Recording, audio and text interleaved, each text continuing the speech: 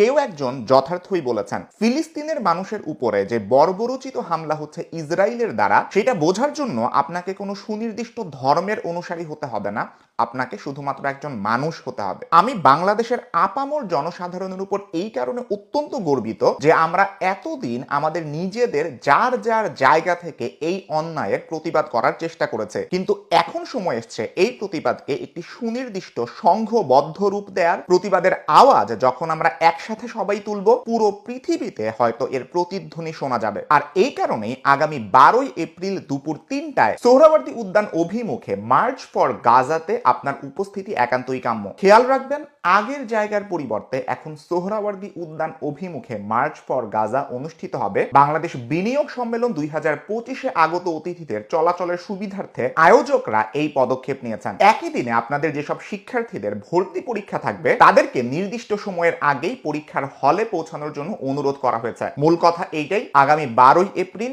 রোজ শনিবার বিকাল 3টা সোহরাওয়ার্দী উদ্যান অভিমুখে আমরা সবাই একত্রে আমাদের প্রতিবাদের আওয়াজ তুলব।